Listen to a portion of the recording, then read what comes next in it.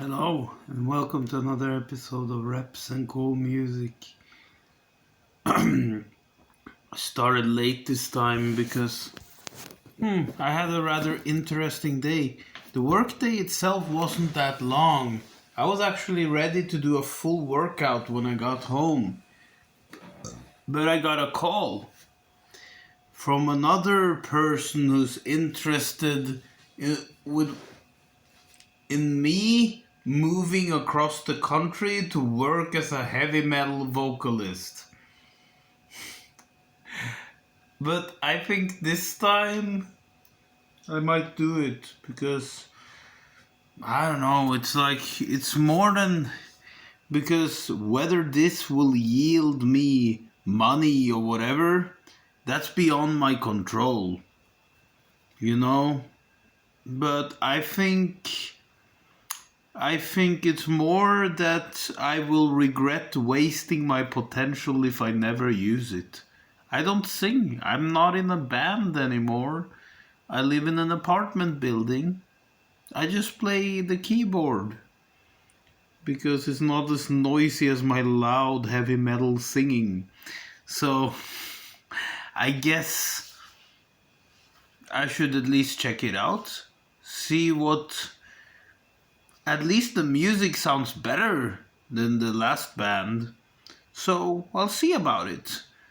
So for now, I already did 200 calf raises at work. I just sneak them in.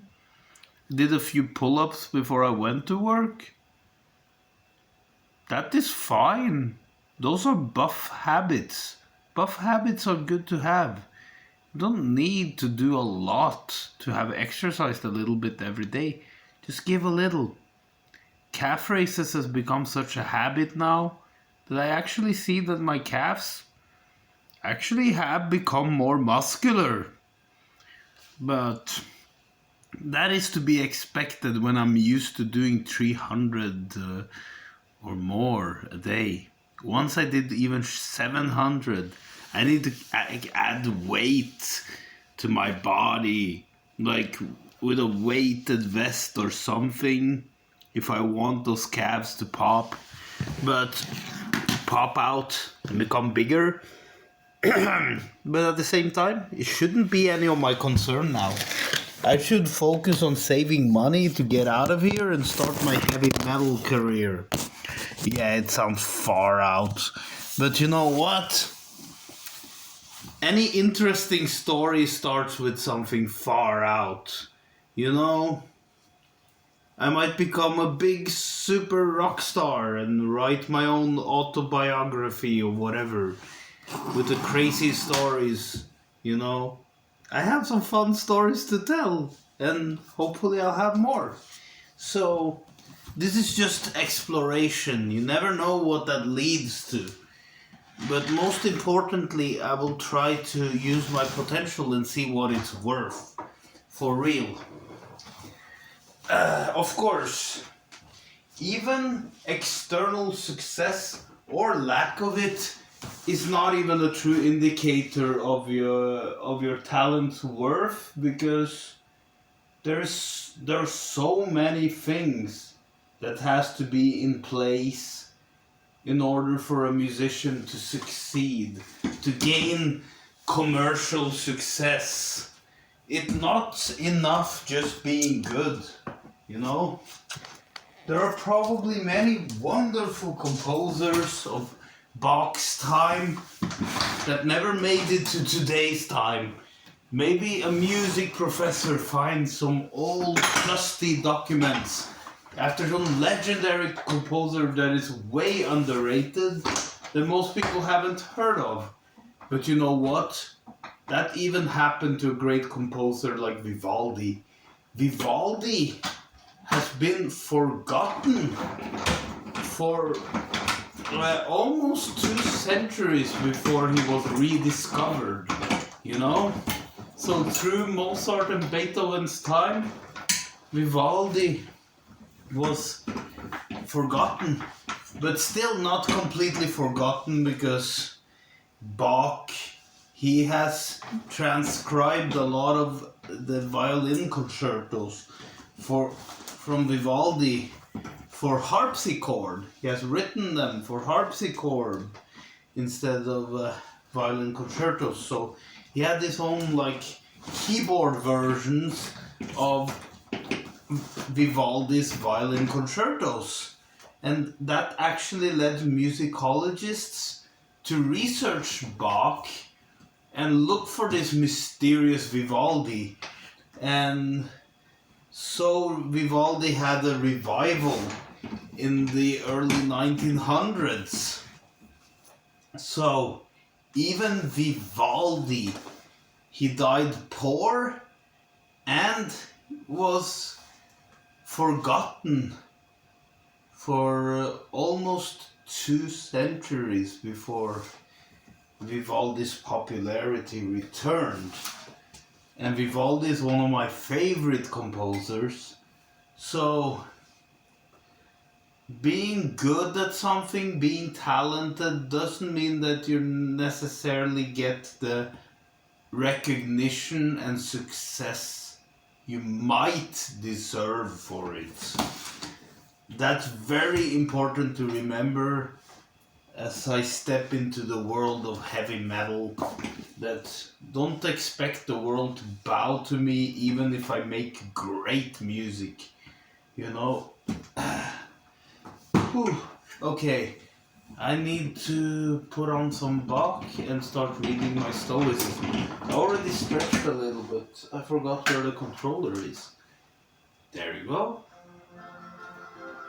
The best of Bach. The sound is so low that you barely hear it. It's background music for now. And it's probably good that it's barely heard. You know why? Because then no one will recognize who plays it and will copy strike me. And that's one reason that I gotta say my video series must end soon. I am more independent when it comes to fitness. It's like I know how to structure myself into training consistently.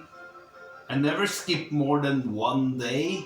I sometimes give myself 1 day in between for the muscles to achieve full recovery. I'm gonna have a full gym workout today. Tomorrow, I mean. So this is fine for now.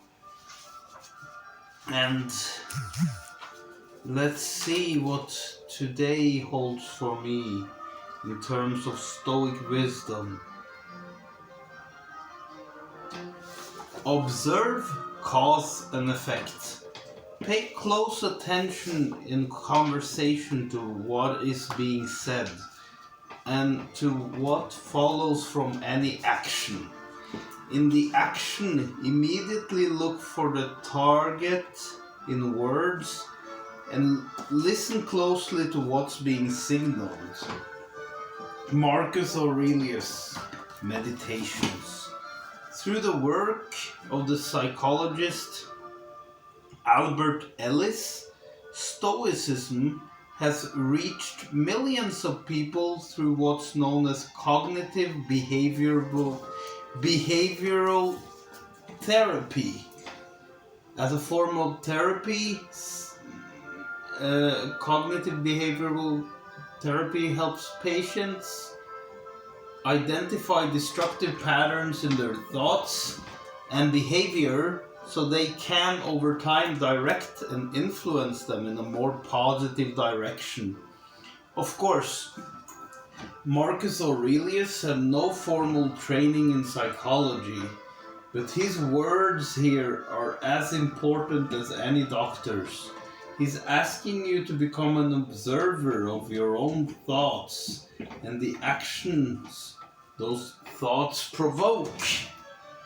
Where do they come from? What biases do they contain? Are they constructive or destructive? Do they cause you to make mistakes or engage in behavior you later regret? Look for patterns. Find where cause meets effect.